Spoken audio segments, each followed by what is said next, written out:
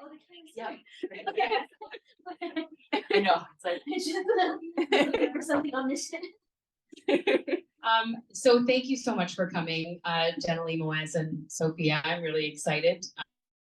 Books this week, which is amazing. I'm such a slow reader. Yeah, but they were, oh my God, it's still done. Every book is so good. Thank you so much to Kaylee, who is back. She missed last month. Our event coordinator is absolutely fantastic. And Jess and Steph, thank you so much for hosting us here. We really appreciate it. I will get started with land acknowledgement, and then I'll introduce the authors and we'll get going. Junction Reads exists in Toronto, which for thousands of years has been the traditional land of the Wyandot, the Haudenosaunee Confederacy, and the Anishinaabe, including the Chippewas and the Mississaugas of the Credit.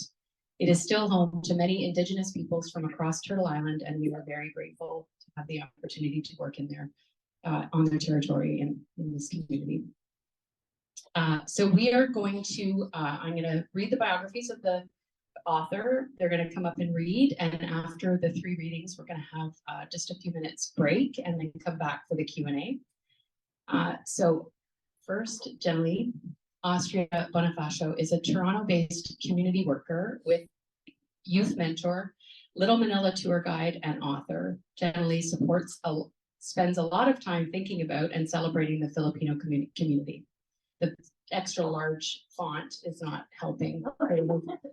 She earned a Bachelor of Arts in International Studies from Trent University, a Master's in Immigration and Settlement Studies from Toronto Metropolitan University, and has successfully completed writing programs at the Humber School for Writers and the Banff Center for the Arts and Creativity. Jennilee was a finalist for the Jim Wong Chu Emerging Authors Award, and her work has been published in Geist, Tayo Literary Magazine, Changing the Face of Canadian Literature by Guernica Editions, Magdaragat, an anthology of Filipino-Canadian writing by Cormorant Books, and more. Reuniting with Strangers was published by Douglas and McIntyre, and it is her debut novel. Jennilee, thank you for joining us.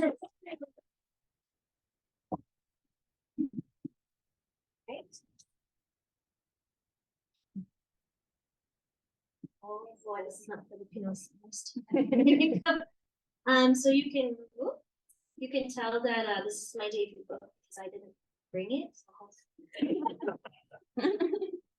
Hold on. Thank you to those of you on Zoom tonight. I appreciate your presence as well. Thank you all for coming. It is a wet and cold Black Friday weekend, and everyone seems to be shopping right now, so I appreciate your presence here. Okay. I am stalling while I find the page. Reuniting with Strangers, Chapter 1 by Jennilee Austria. Okay. Monolith. I called him Monolith because the name sounded as strong as he looked. At 13 pounds, he was the biggest baby that our tiny country hospital had ever seen. When he was coming out of me, I felt like he was ripping me in half. I begged for medicine to stop the pain, but when the nurses ran to the parking lot to ask my husband to get any more money, they found that he spent it all on bottles of red horse beer. He said that since I was the one who got pregnant, I was the one who had to deal with it. I fell unconscious in a pool of blood. I knew that I needed to get my son as far away from his father as possible. So when Monolith stopped breastfeeding, I put him in my younger sister's care so that I could leave the Philippines to work abroad. And as I walked away, I heard him crying out for me, but I didn't turn back. I decided that I'd only look forward to the day that we reunited, to the day when it would all be worth it. 4 years later, when my sister brought Monolith to live with me in Canada, she told me not to come to the airport. Ate Vera, I'll ask my friends to drive us to your place. Before Monolith comes, clean as much as possible. If you have bright cool things, put them on the highest shelves. If you have sharp things, put them inside a locked closet. And make a big plate of eggs, garlic fried rice, and extra spam because spam salog is Monolith's favorite. Ate, are you listening? Do you hear me? Well, I took a day off to polish all the doorknobs and the mirrors and every single inch of my cracked parquet floors. And I fried enough spam for 6 little boys. The entire time my face hurt from smiling. And when they arrived at my Care Street apartment in Oakville, I was about to scream with joy when my sister shushed me. My baby boy was sleeping in her skinny arms, and she quickly set him down on my bed. He's 5 years old and already 55 pounds, she said, barely looking around at my freshly cleaned apartment. Her hair was so messy that it covered most of her face, and she kept pulling her sleeves down like she was cold, although my apartment was very warm. You seem tired, Zora, I said. Why don't you have a nap with him in my room? Rest muna.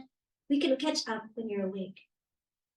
My friends want me to stay with them until I fly back home tomorrow, she said, glancing at my son. They're still outside.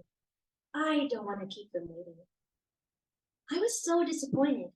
I knew that she had to go back to the Philippines the next day, but I wanted to stay up all night and ask her about everything I'd missed in Monolith's life. I wanted to know about his goals, his dreams, his likes, his dislikes. I longed to hear every little detail. And with the 12 to 13-hour time difference, there was never a good time to talk to each other. If I texted her, she'd only say that she'd tell me everything in person. I've been looking forward to this moment for years. Well, at least let me take you out for lunch before you leave tomorrow. There's a Max's restaurant in Toronto, only an hour away from here. I heard their chicken tastes almost as good as it does in the Philippines. It can be our Christmas celebration. Zora glanced at Monolith. It's too early to celebrate Christmas, she said.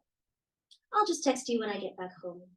She thrust an Incredible Hulk backpack into my arms, kissed his cheek, and hurried away. She's probably tired from the journey, I thought. It was a 2-hour drive from our Batangas town on the Tagaytay Ridge to the Manila airport, a 15-hour flight to Toronto, and a 30-minute drive from Pearson Airport to Oakville. 20 hours of travel would be hard on anybody. And most of all, she's probably devastated to leave her beloved nephew behind forever. Who wouldn't be? So I tucked Monolith under my covers, and I curled up next to him, breathing in his scent. He smelled like warm sun, like lush earth, like damp tropical sweat, like home. His hands were surprisingly big for his age, and I intertwined his strong fingers in mine, and I sighed. I'd never been happier in my life. Thank you.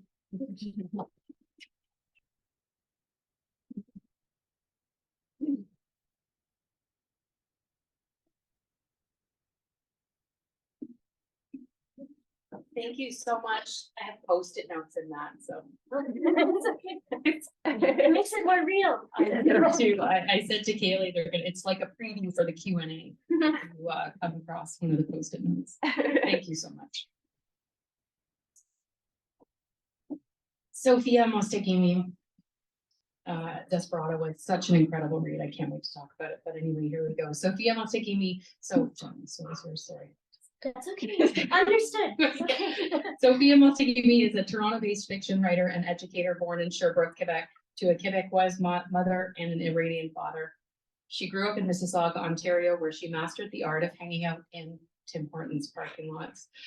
Her fiction has appeared in Joyland magazine, The Fiddlehead, and The Ex-Puritan, among others. An excerpt of her debut novel, Desperada, was longlisted for the 2018 Journey Prize, and her story, The Day You Were Born, appeared in the Unpublished City, which was shortlisted for the 2018 Toronto Book Awards. She likes to write about places, spaces, and the identities that mark them and are marked by them. Desperada, published by Penguin Random House Canada this year, is her debut novel. Sofia, thank you.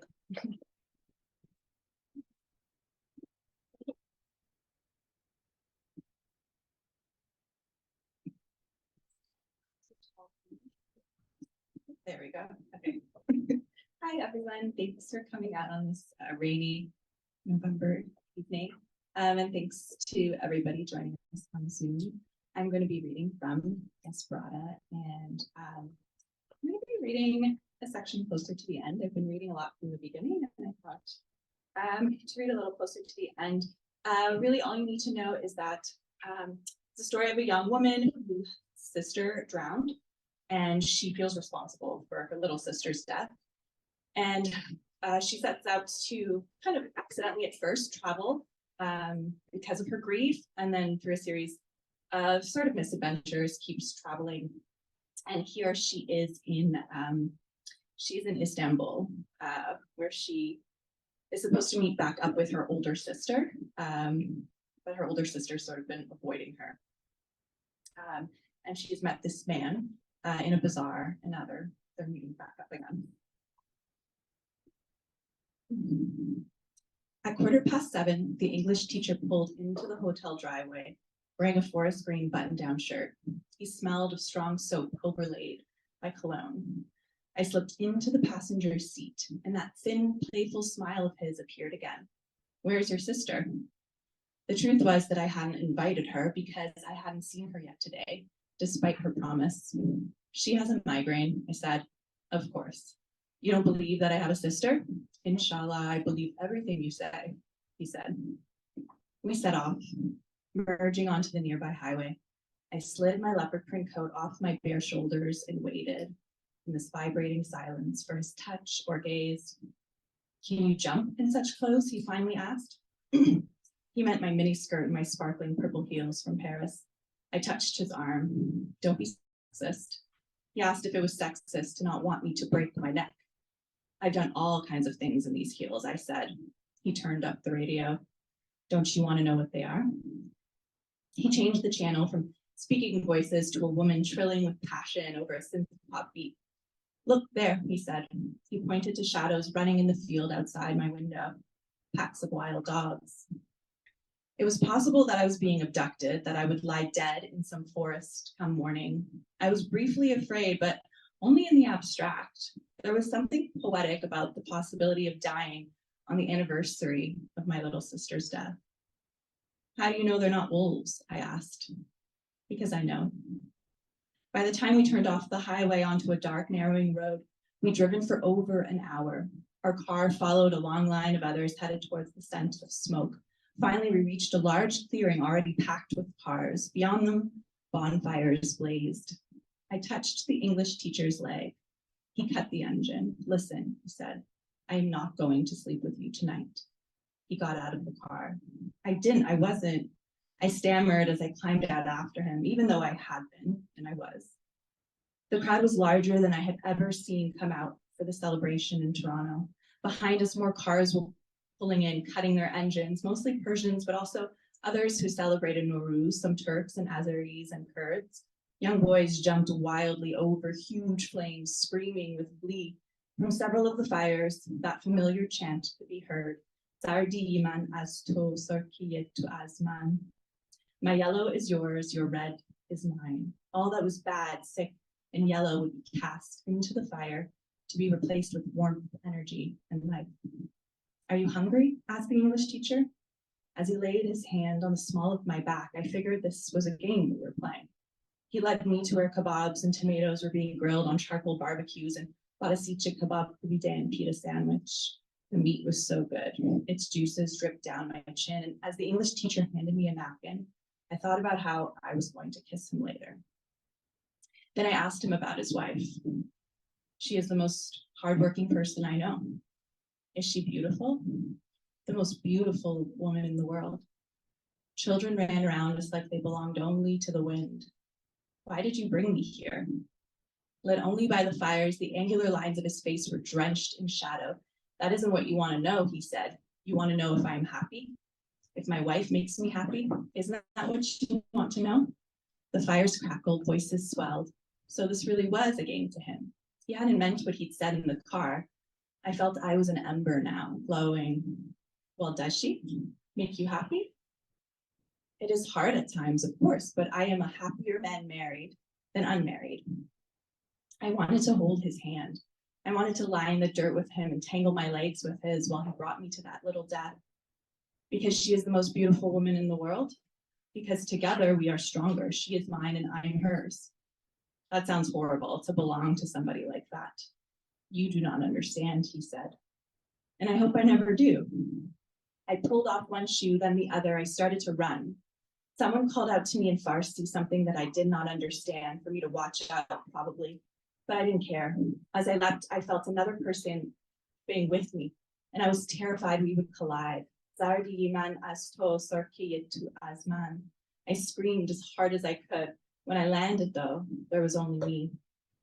The English teacher was waiting, aggravatingly serene. "Don't you want to jump?" I asked. And then he did. Afterwards, we sat on the grass, feeling energized and a little winded. "I'm never going to get married," I told him. But you will be missing out." "On what?" I pulled back my hair, exposing my neck. I arched my back a little too. You do not understand life, he said. Of course I do. We are born and then we die. And I knew that something inside me beckoned to him, and that in the morning he would hate himself like a devil. We ended up in a tiny coffee shop near Istiklal Avenue. On a shelf behind the counter were cages holding yellow birds that incessantly tweeted a high-pitched sound that reminded me of coming out of a Berlin club at sunrise. But I did not mention this to the English teacher, who had pulled my chair up for me when I sat. We were the only patrons. Our server was 14 or 15 at the most, sweet-looking with a chubby face and narrow brown eyes. He set the cups of strong coffee down in front of each of us, then returned behind the counter to scroll through his phone. The English teacher pointed to his cup. In Greece, they say this is Greek coffee. In Turkey, they say this is Turkish coffee. But like a good Persian, I believe everything originates in Iran. He erupted into big-bellied laughter. You see the world as one big joke, I said. I was annoyed that he brought me here when I'd asked for alcohol, and I was annoyed that on the ride here, when I'd put my hand on his leg, he'd simply moved it back onto my lap. It is a joke, he said. It isn't. The coffee was thick and bitter. After my first sip, my heart started to race. Why did you take me to the celebration? I said. I thought jumping over the fire might cleanse you. Cleanse me of what? Only you know that. Because you think I'm some kind of slut or something? Is that why? The server lifted his eyes from his phone. The English teacher crossed his arms over his chest, vibrating with anxiety or amusement. I couldn't tell which. I did not say that. Because you're married, you think that's the only way to live? The best way? Well, I just came from staying with artists in Berlin who didn't believe in monogamy or private ownership of any kind. They shared everything. People are not objects. That's not what I mean. I'm saying that you have one view of the world, that I need cleansing, that sex is dirty, blah, blah, blah. Fine. I have a different view. I brought the hot coffee to my lips, blew, and took a sip. What is your view? Behind him, the little yellow birds chirped. You must be a little curious, or you wouldn't have taken me out tonight while your wife was out of town. His eyes had taken on a bright, careful sheen. The server rattled the cages, trying to shush the birds. I don't know what I think anymore, I said. I've left a body count all through Europe. And when I look back, I feel comforted, not ashamed. The English teacher frowned. I'm always faithful to my wife, he said. He hadn't heard a single word I'd said. So what, you want a medal? You are too young to be so cynical. I'm not cynical, I'm a realist. He had a face like a joke and a face like a mirror, and the more I looked at him, the more the world began to spin. He laughed, and I asked, what's so funny? You want to fight with me? But you just met me. He held my gaze. Come, tell me, why are you so angry all the time? I rubbed my eyes, saw a brief flash of the ocean. I opened them again to the canary yellow birds in their cages. You're sure they don't serve alcohol here? I asked. He shook his head. I am married. This is what makes you angry? Don't you miss your freedom? Perhaps you confuse whims with freedom. You think you're so wise. He picked up his cup, then put it down. The server banged on the cages. I am not so wise. I am saying you do not understand life. We are all going to die, you said. Yes, that is the reality. Everything we do in this life is to prepare for death. Imagine yourself on your dying bed. Close your eyes and imagine. Then tell me, what do you see? How do you want to die? That is how you must live your life. All I understood of life was this, that one night Kenya had walked into the ocean. Thank you.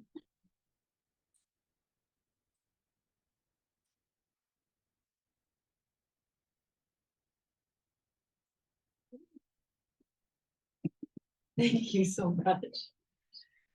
That scene precedes probably a couple of the scariest scenes I've read in fiction, and also a really heartbreaking moment in like one line. You have to read it. Our final reader before a short break is Moez Surani. He is a fiction writer, poet, performance, and visual artist whose work has been published internationally, including in Harper's Magazine, Best American Experimental Writing 2016, Best Canadian Poetry twice, and in the Globe and Mail. His art has been presented in Toronto at Theatre Passe Muraille, Nuit Blanche, Videofag, Redhead Gallery, Gallery 44 and YYZ Artists Outlet, and also at White Box in New York, the Cross Gallery in Taipei, the New Zero Art Space in Yangon, and the Palazzola Acreid's City Hall in Italy. He has received a Chalmers Arts Fellowship, and he has been an artist in residence in Finland, Italy, Latvia, Myanmar, Switzerland, Taiwan, the Banff Center for the Arts in Canada, and at MacDowell in the United States. He is the author of 4 collections of poetry, one of which, Are the Rivers in Your Poems Real?, was translated into Norwegian by Knut Johansen. The Legend of Baraffo is his debut novel from Book Hut Press. Thank you for joining.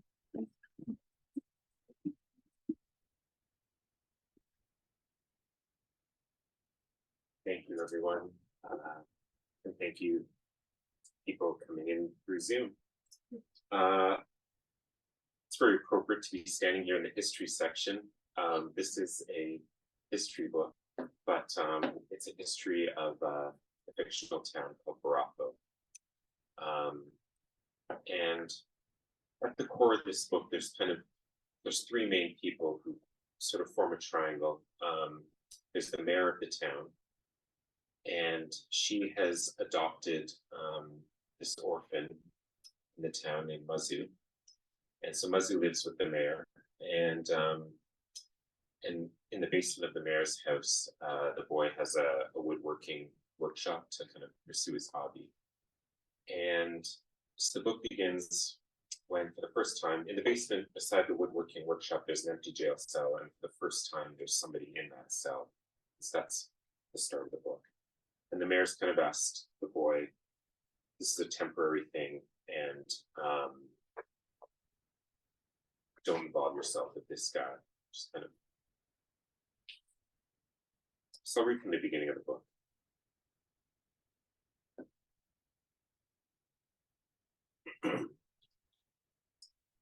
Mazzu brings a match to a candle and descends through the house to the basement, the meager light moving in rhythm with his footsteps. Thinking the prisoner may be asleep, he steps carefully, limiting his noise. Even the sound of his breathing, or the sound when he scratches his arms, seems excessive to him. At the bottom of the stairs, the boy sees the man lying on the mattress. As he turns back and sets the candle on a stair. His hands search the workbench and the shelf, bumping into jars and clamps. I can hear you, the man says, but I can't see you. I can turn the lamp on. No, it will just make it hotter. Mazzu hears the man turn over on his mattress. The padding shifts under his weight, and the joints of the wooden supports creak.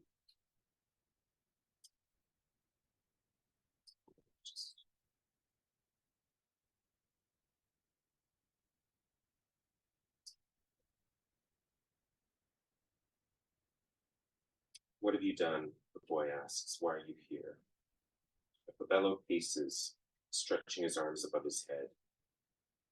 Suppose there was a landowner, and he bought up more and more land until the whole town was his. Then he asked us all to move to the mountains. That's absurd. It couldn't happen. Why? People make profits. People buy up land and force others to leave. Can't he tell us to live in the mountains? Why would he want to live alone? So landowners keep us around for their pleasure? What did you do? Mazzu asks again. I wanted some land back. There are many homes, many places to live, Mazzu says. No one asked you to move. Babello nods as he paces. Okay. Suppose there were 4 farmers and they sit down together for dinner. But only one of their farms has made food. The other 3 have nothing. They watch him eat. What happens after 6 or 7 days of this? The boy thinks. He would have to give up some of his dinner or go away and eat alone. But this lucky farmer likes talking with them while he eats. But he would have to eat alone if he didn't give them some, otherwise they would just take it from him. Okay, let's say one day after months of this, the lucky farmer divides his meal into 3 pieces and gives it to them and keeps nothing for himself. What would happen then? As Mazzu imagines the scenario, it becomes clear. The other 3 would be angry. Wouldn't they overturn the table? Yeah, they would likely hurt him too. So is that just? The man who gave up his meal was charitable. Isn't charity noble? I would be upset if he came back and gave me some of his meal after months of eating nicely and giving me nothing. But hurting him is unjust? Yes, the boy says, he's still doing a good thing. Think you would overturn the table if you were them? Of course. So what good is justice, Babello says. Justice isn't connected to right and wrong. It protects people who have luck from others who lack it. It preserves their loftiness and soothes their conscience and protects them from having to share. The boy raises his hands. No, you confused me. I'm not unjust. I am just. Maybe that's just because you've been lucky. Your own field grows well. You don't know anything about me. I know you live with comfort. There's dinner for you every night. You don't fear having your things taken from you. You don't fear being beaten. You'll never be told to leave this town. I know you want to govern and join this tradition instead of destroying it. Only the lucky would want this for themselves. Mazzu opens his mouth to answer, but he says nothing. But I also know, says Babello, that your instinct for right and wrong contradicts what you've been taught about justice. And you're young. You can change. No, I was confused. You tricked me, Mazzu says. He approaches the bars that divide the basement. What did you do to be in jail? Are you so ashamed of it? Is that why you're hiding and dodging? I had a disagreement with someone the laws protect. Our laws are made and changed by the rich. You see that, right? They're not natural. They don't serve all people. Conscience knows right and wrong. Justice does. What did you do? Suppose I burned down someone's business. Why? What does that do? You have to do something beautiful with this life. Like ruining someone else's life? There are laws better than those of Baraffo. A fire can be more beautiful than any flag or song or charity. As he turns his back on Babello, he hurries up the stairs, the flame casting a skin of yellow against the walls, the ceiling, his chin, and his shirt as he rises through the house. Mazzu, Babello calls, you too will make your own beauty. We all have to. The boy's near the top of the stairwell and about to turn into the main hallway when he hears Babello again. It isn't enough to endure. We must all make our own beauty. Babello's voice follows the boy through the house, echoing against the walls and spreading into the corners of the seaside home as he turns the doorknob and walks with the candle into his neatly arranged bedroom.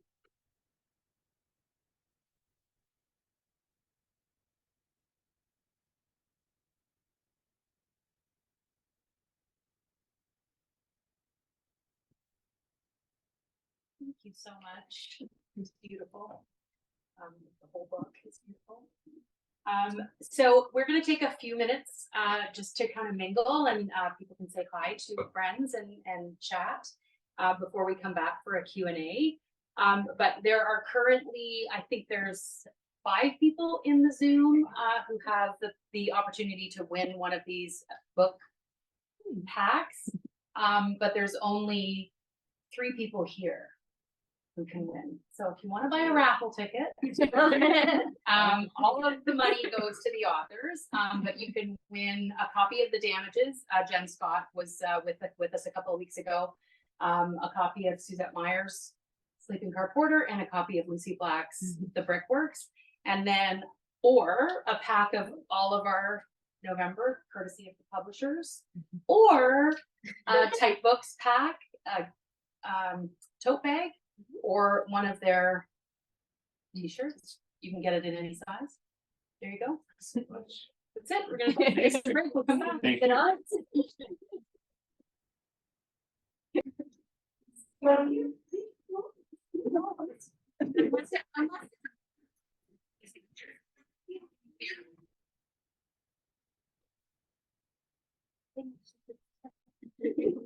It's better. Nobody sees me. Then I'm like a toddler. I'm not seen. And then I will be nervous. Questions coming out. Thank you again so much, everybody, for coming. I know the weather's not cool outside, so it's much appreciated. I'm going to start. I usually don't do this, but I decided to ask you each an individual question. because I really wanted to know the answer. And feel free if there are questions that come to your mind, put your hand up and I'll stop talking and you can ask your question. So I'm going to start with you, Jennilee. You're a very active member of the Filipino community and founder of Filipino Talks, a program that builds bridges between educators and Filipino families. I want you to talk about this because I think it's so important to have books that connect to community in a way like Reuniting with Strangers does. So if you want to talk about that. Sure. So my tagline is with Filipino Talks, I make teachers cry. I laugh though, like don't get me wrong, but they really get very emotional. So what I do is I go into different school boards and I survey the students, the Filipino students, and I ask them, how happy are you in Canada? How long were you separated from your mom, your dad? What's your relationship like? What's your employment situation like? How many hours do you work a week? Does it impact your studies? And when you take all that data from the actual students in that school and you show it back to the teachers, they get very emotional because they think, why didn't we know this already? And also, how can we help these kids? And are they falling through the cracks? Is it our fault? What can we do better for them? And so that's the part where they cry. And then the second part is all solutions. So basically I'll say, these are the books you should buy. Here are the guest speakers you should book. And here are the different solutions. Here are the field trips you could have. And there are so many ways to build this bridge. And I go to a lot of different schools and I see what the success stories are there and I bring it to other schools. And I'm just trying to really build this bridge because before this, when I was doing this, I was a settlement worker in school. So that's like you're a newcomer counselor and you work with all the parents and the teenagers. I love angry teenagers. They're my favorite people. And so when you have that kind of role, it's a lot of emotional labor, honestly. And so you think to yourself, what are ways to fix this situation? Problem is sometimes the teachers, they don't know, but they don't know, right? And the other way was, okay, I'm going to write all these little bits of things that are really bothering me about the things that I've been seeing, the things that I've been hearing, right? Because the kids, they see you as someone that they can trust. They tell you all the saddest things in the world and you keep it and then you're just like, I'm going to die. My heart can only take so much. So I would just take little notes and notes and notes on my notes app on my phone. And eventually it leaked into this book. And that's how the book really started. Yeah. No, and there's definitely so many heartbreaking moments in the book with reunification and separation or the difficulty in reunification sometimes. Thank you for sharing that. I had it in your biography and I thought, you know what, this is just going to kind of be like a sentence. It's not going to speak to exactly what it was. And in reading up on it, I really wanted you to share that. Thank you. Sofia, thank you to Kaylee, who gifted me last year with the Advent calendar, which was my introduction to you as a writer. The Whole, which was a story in the Higston and Olsen Advent calendar last year, has a very complicated sisterly relationship with a difficult to like character in the sister. And I wanted you to talk about that, the process, not like the writerly process of submitting to Higston and Olsen, perhaps, but also given that Desperada has a somewhat unlikable character, although you could argue she's lovable, to talk about writing those characters and specifically the short story. Okay, yes, unlikable characters. For the short story, specifically, I mean, for me, it always starts with the voice. So I just kind of follow the voice where it leads me. For the whole, specifically, as I was sort of following the voice, I was like, I don't like this person at all. And that happened very early on. But then I got curious about her, and she's a much older character. She's like near retirement. Obviously her younger sister comes back into her life, and she's bringing up all these very hateful emotions. But yeah, I became just curious about following her and trying to sort of see still the humanity in her. I guess it was just a project based off of curiosity. And I wanted to, I don't think she should be forgiven, but I just wanted to understand what makes somebody so bitter when you could have so much love in your life or reconciliation or whatever with your long lost sibling. And so I wanted to follow that and still give her some sort of like, I guess, dignity amidst that, even though maybe she doesn't deserve it.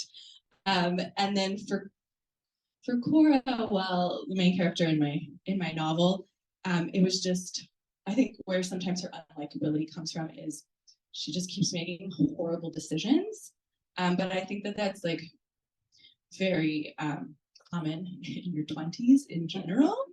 And so for me, like a lot of that book was about that time in your life, like the 20s, and like, why do we make these horrible decisions, or we sort of let one bad decision roll into another one.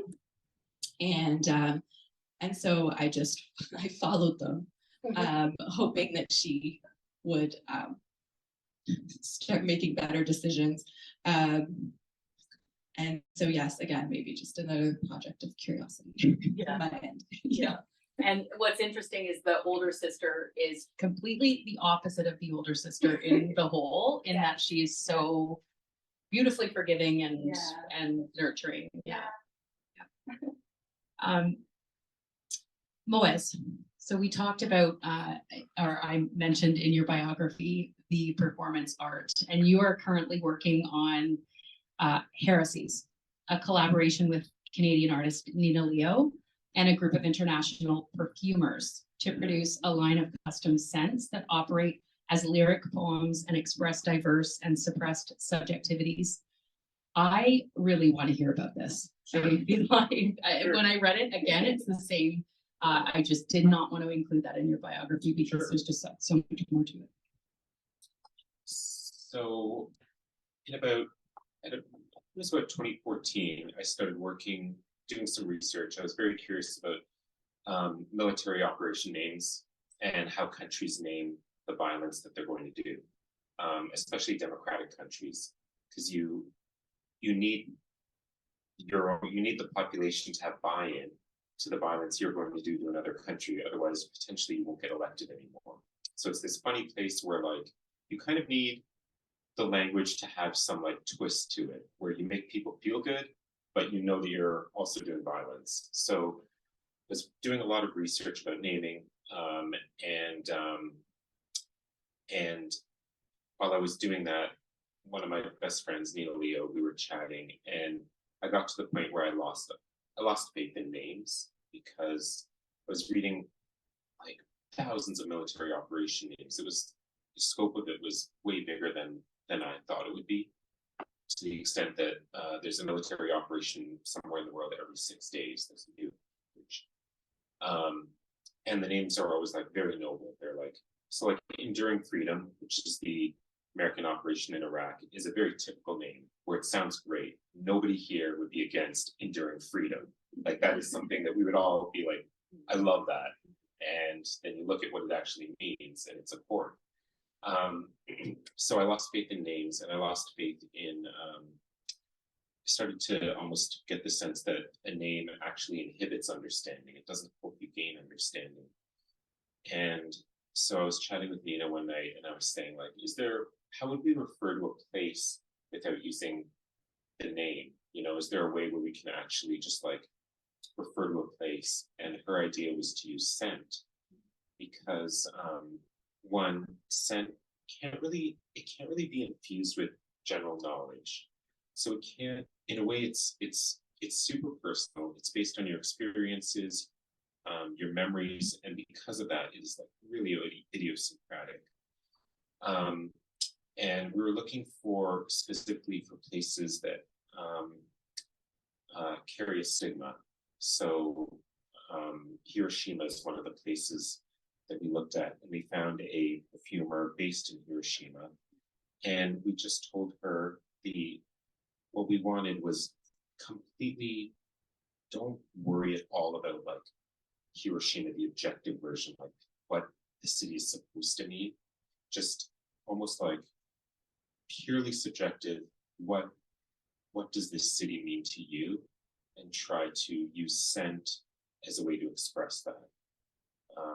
And so the scent she made is sweet. When we got it, I was so surprised by it. It is like, it has this real sense of like abundance and like, and for me, it smelled very youthful. Like it reminded me of Saturday afternoon, sunny ravine, forest. It was that kind of thing, like adventure. And I think that was like the specific way that she layered these scents was creating this sense of like this very particular sense of vitality. And so that's what that project is about. Yeah. I love smell. I love perfumes. And as soon as I read that line, I thought, just as you're describing that, I just wanted like all the perfumes in front of me so that I could smell them and get that beautiful experience. Are we going to be able to do that, do you think? Sure. I mean, it's been shown in Toronto, so we'll have to figure out another way to bring it back. But I'll get on it. Yeah. Yeah. Please. Yeah. I have, we can do it in my backyard. Sure. It's the summer. Thank you so much for sharing that. So I have 3 questions that are very writerly, but I won't continue if anyone has a question or a follow-up to anything that Jennilee and Sofia and Moez have said. Nope. So I'm just going to read it quickly just so that I don't have to read line by line. I am so excited to get all of your answers to this question. In Sofia's book, there's a scene where the characters are talking about if you could invite people to only one thing, your wedding or your funeral, what would you invite them to? I honestly, it left me sitting back and really thinking about it for a long time. Inviting people to something to celebrate in the present, or making sure that your family's not embarrassed when nobody shows up at the end. I don't know. I was really moved by it, and I pose a question to you, Jennilee, Moez, and Sofia. Do you want everyone at your wedding, or do you want everyone at your funeral? Oh God, I did this to myself. So, I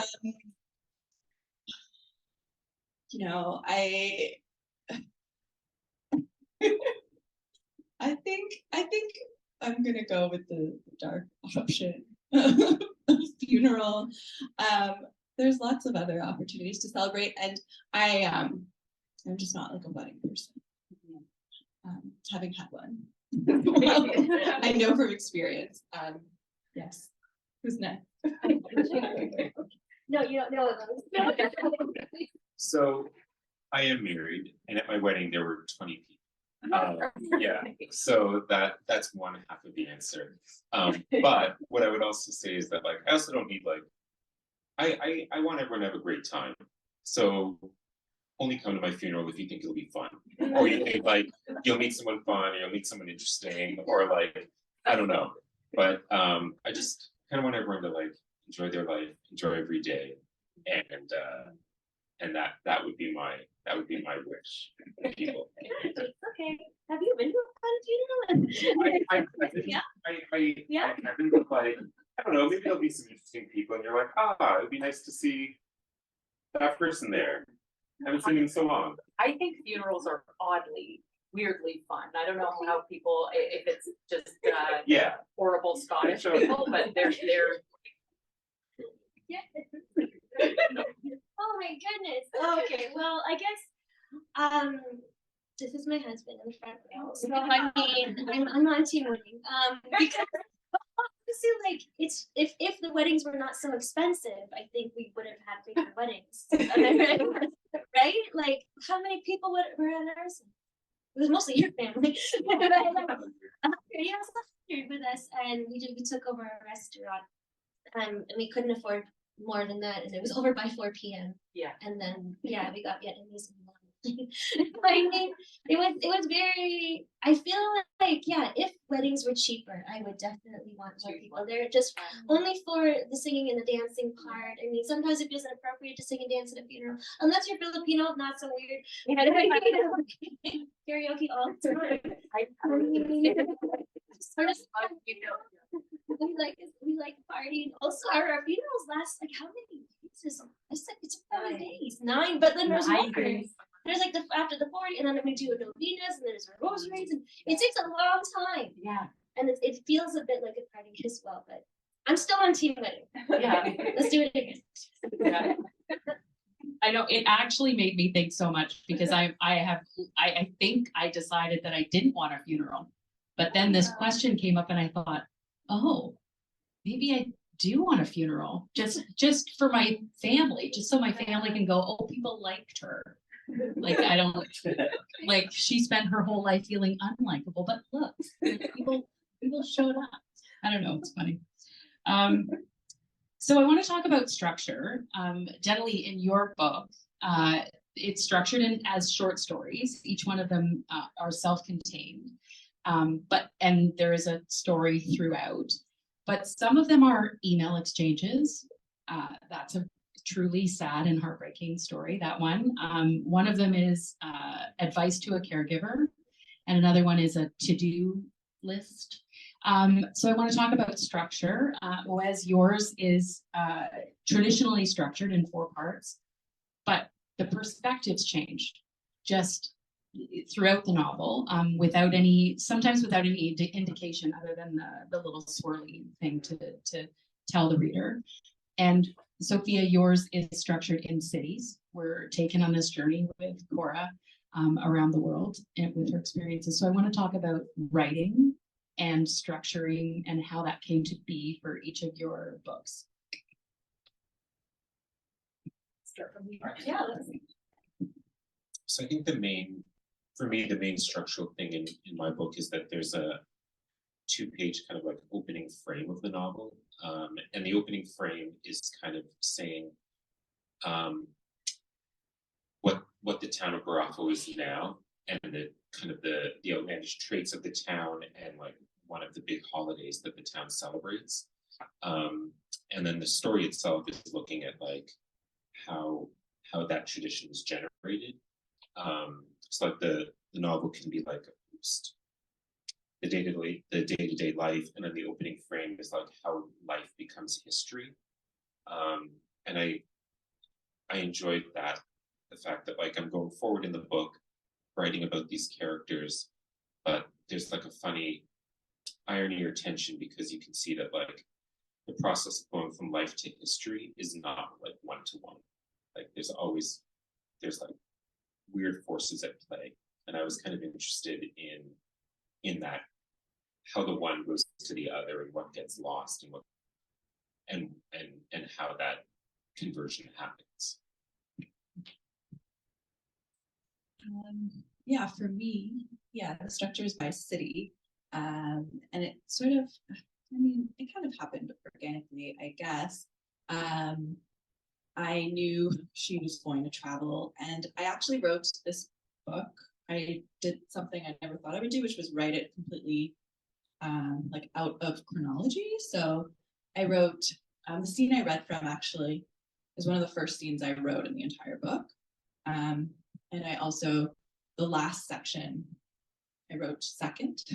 And then, and then there are some sections that and then that's when I knew, like when I was just randomly writing little scenes that I thought to group them by cities. There's lots of cities that didn't even make it to the book or didn't make sense.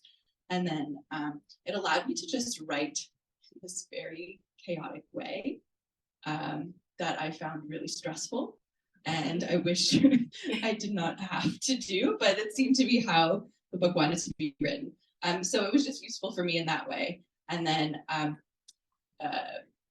grouping them together in a particular order, I thought about a little bit as well. And then trying to figure out, okay, well, what leads her to the next city? That took a little bit more thinking, and it was like a puzzle that I really actually did enjoy solving. So it's just it came from chaos, I guess, structure, and then finding order in that chaos was the second step. Yeah. So I really wanted to make sure that this book was as accessible as possible, because I know that in the Filipino community, we're not exactly known as good readers. And I thought, okay, there's a lot of ways to tell a story, right? It could be a self-help guide, it could just be a bunch of text messages. It could be told in ways that are very easy to understand. And I thought, okay, no long sentences, no big words. If a Filipino kid who is struggling with reunification, with his mom is just breaking down and he finds this book and it speaks to him, we're good, So, and I really wanted to make sure also that it was told in many different ways, because I feel like also if we're going to be talking about short stories, isn't it more fun to play with structure, right? And so there's stories, but there's a story inside of the stories. The storyception is happening. And so all of them are linked together because every single person in this book is touched somehow by family reunification. When you work in the Filipino community, the main problem that the students are facing is the fact that they are now in Canada. They now have a strange country, strange language, strange house, strange school, and a strange parent. They don't know the parent that they're supposed to be, in a family with. This is a complete stranger to them. That's a lot to handle when you're 13 years old, right? You're already hormonal on top of that. So it's a lot of things.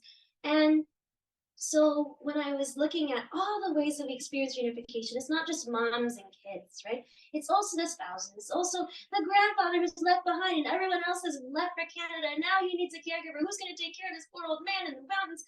And there's so many ways. So I wanted to really take the theme of reunification, step it back, talk about the second generation and the cousins and like the ripple, I guess, the ripple of all of the familial issues that are just breaking our community apart, but also bringing it together.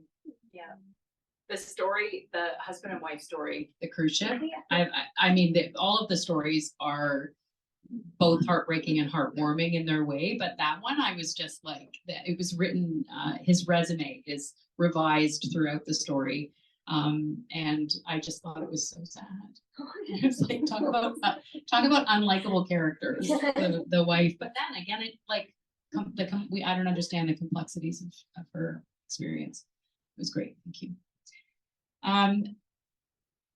So in reading Moez's biography, you heard the long list of artist residencies and community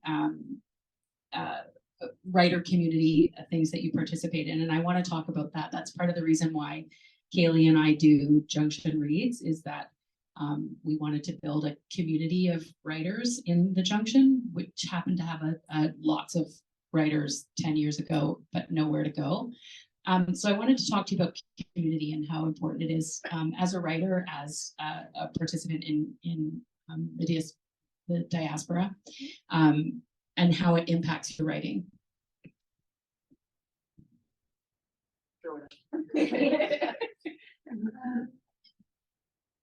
Yeah, community is, well, really important. I find that, I guess it energizes my work.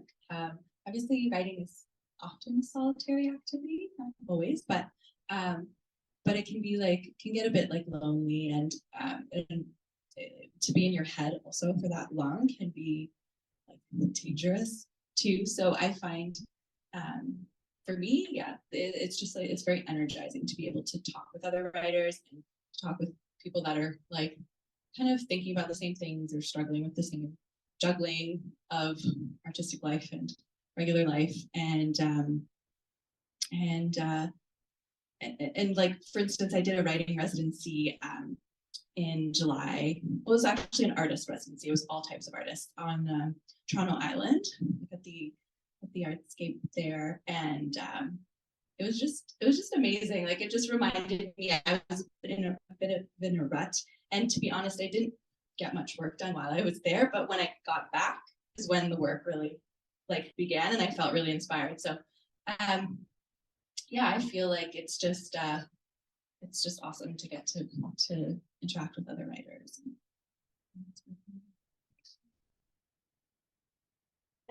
So my community is right here. Hey, Natasha. So we're part of something called Pluma. Pluma is a Filipino collective of writers based here in Toronto. And when it was formed, it was so powerful because you all just feel like unicorns, right? Usually you're in these rooms and you're not even just the only Filipino, but you're the only Asian. Sometimes you're the person of color. You're just, and then you find the people who look like you. None of us are doing similar things either. Some are doing memoirs or children's activity books or poetry. So it's not like it's a competitive thing, but we all just kind of propel each other forward. Nice. And like, for instance, Natasha was nice enough to look over one of my early chapters of this book that takes place in Sarnia. Sarnia is my hometown. And it's when you know you're writing something that's too close to you and you can't really be objective about it. So she was nice enough to do that for me, and also to check. I think I had a couple like food questions for you as well. She's the best food person to ask questions of. So that is just a really magical thing, and also like part of a community in terms of like in an academic way is really nice. I mean, like you were also at Banff, right? And I did the Emerging Authors program. And I met Keo McClear there, and she was not even my mentor. She was with another cohort, but I just felt like I need to talk to this woman. You know, like she has this magical aura. And so I sat down with her for I think maybe 30 minutes. And I said, I have 2 chapters. I don't know what's happening after this book or that with the rest of the book. What should I do? And she figured it out in 30 minutes. And I just thought, oh my gosh, like, this is why people love you. That's why people love these kind of programs, like that kind of moment. How else are you gonna have that, right? And so powerful. Yes, yeah. So I've like a couple things. So the first is it's a terrible feeling when you start writing and you don't know where something's going. But if you're also in a city and you don't know anything about that city and you're disoriented, it's like the writing feeling is mirrored by your life. And it kind of is like, this isn't so bad. It doesn't matter if I don't really know, where this story's going. So that's on one level. And on the other level, there's something really nice about really intense friendships, and a friendship that can form quickly, and you have like maybe 30 days or 90 days where you're living together in a house. And that kind of friendship, I think, can catalyze a lot of things because you get to be really close to somebody else's mind and somebody else's path that their mind takes through ideas. And so you can learn about how they are problem solving things and how they are negotiating like different pressures or even like pragmatic art things, like how do I install this art piece in that space? How do I light it? Like you look at it and you're like, the lighting is going to be a nightmare. How do I do this? And then you can. So I was doing at one residency, I helped out a lot with people who are much more experienced visual artists, just with like lighting shows, and it was really interesting to do that because you could also learn about how the way you light also colors the way that someone will come into the space and interpret the work. And so you can start to understand that and start to see like how you can try to take something that is an object and give it an atmosphere. So learning all those things was really nice. Thank you so much. That's great. Does anyone have any questions before I ask the final question? I want to talk about what you're working on from a writerly perspective. Moez, if you're working on heresies, that's I would love to hear more about it. But from a writerly perspective, what are you working on now? What can we look forward to seeing? And also, shout out, my husband is running Mazzu right now, and he's from Surani. Yeah, he laughed out loud at the Sarmo thing. Anyway, here we go. Hi. My goodness, see Christmas. So, what am I working on now? Okay, so I'll tell you an embarrassing thing that I probably shouldn't say at events, but this is my procrastination book from the other book that I was writing. So my advice to writers who are struggling is always have two things on the go, so that way when you procrastinate, you go to the other book, and one of them will hit the finish line at some point. And so it's not really procrastinating. You're right. Getting something done. You're not getting done. So I'm gonna go back to the one I was procrastinating. And so I told you earlier that sassy teenagers are my favorite people. And so the other book I was and still am writing is a YA novel. And it's, so you know how Gen Alpha is very strange in the fact that they really want to be influencers. And you're just like, this is an issue. So I took the idea, which is a true story. There was a caregiver's son who was in one of the schools I was working in. And he ended up being in the same school as the employer's daughter. So do you know what I mean? So he's in this program, you know, with this girl, and she was the one that his mom was taking care of instead of him. And now they're in the same school.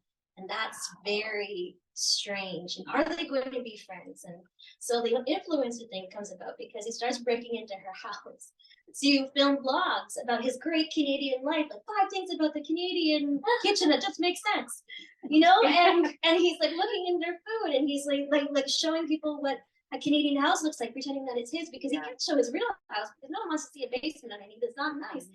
And so, are they going to be friends? I will tell you after I write that part. Yeah. Procrastination novels. There you go. Okay. That's funny that you say that, because my current project that I'm more focused on now started as procrastination for the other project that I thought I wanted to work on.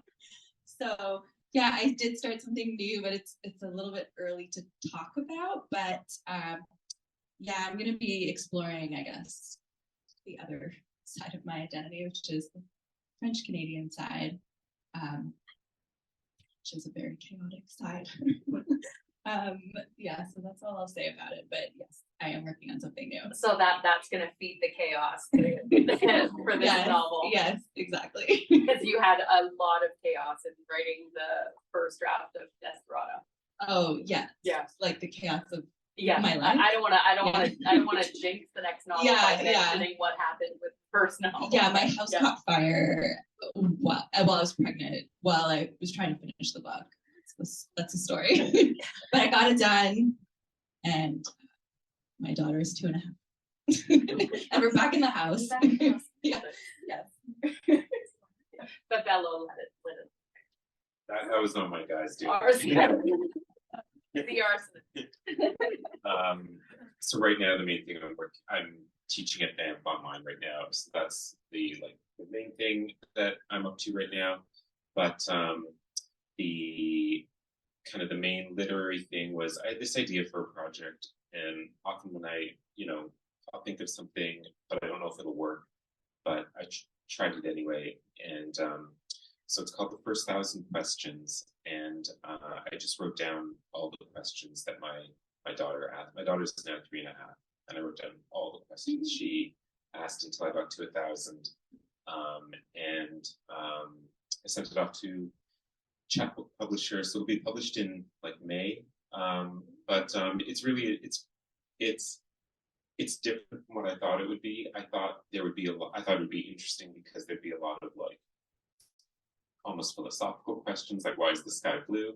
And it's more embarrassing than that because it is much more materialistic, even though I don't think I'm materialistic, and I don't think my partner is either.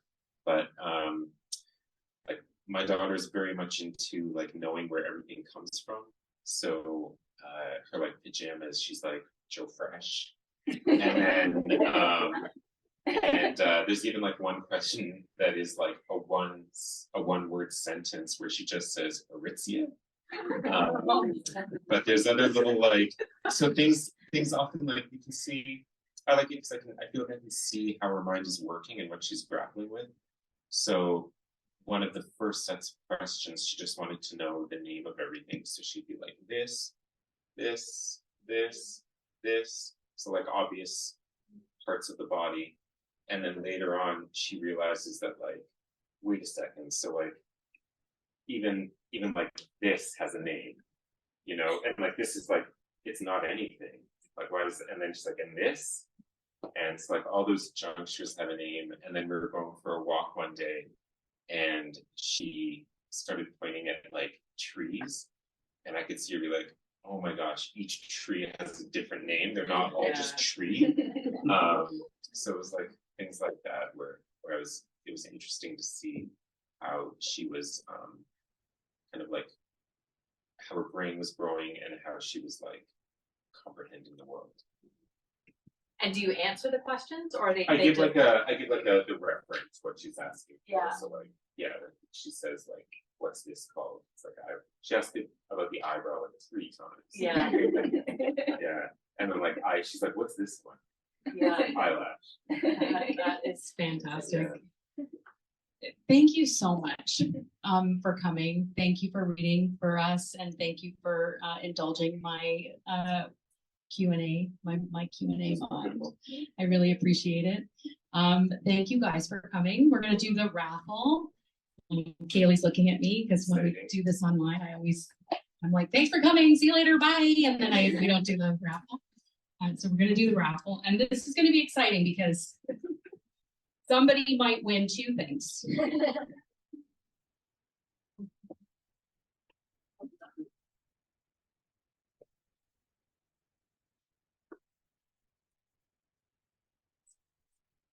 What should I do first? I'm gonna do the type things first. So this says plotless fiction. It comes in various sizes, and the tote bag, always useful, as long as you leave the house with it, which I never do.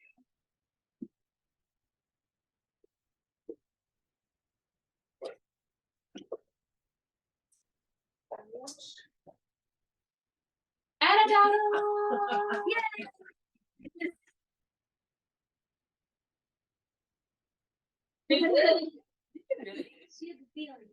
You changed the t-shirt at the last minute. I was like, oh, disappointed, but it doesn't matter. I need a t-shirt. I said to myself.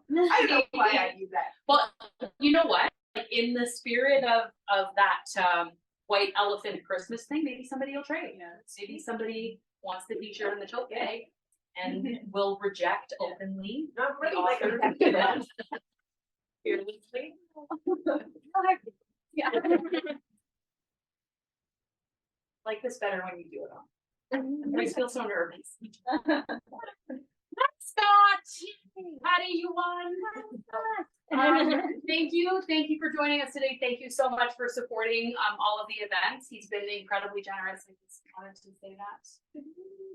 I didn't say what you're winning. This is what you're gonna win. Lucy's book, Jen's book, and Suzette Meyer's book. Yay! Weird.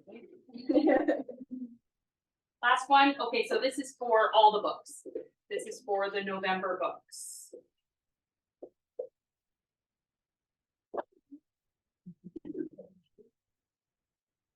Kevin Wilson!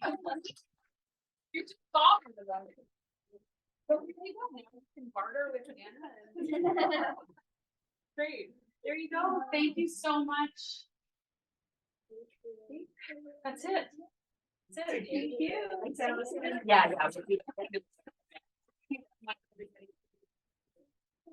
I never do endings well, so.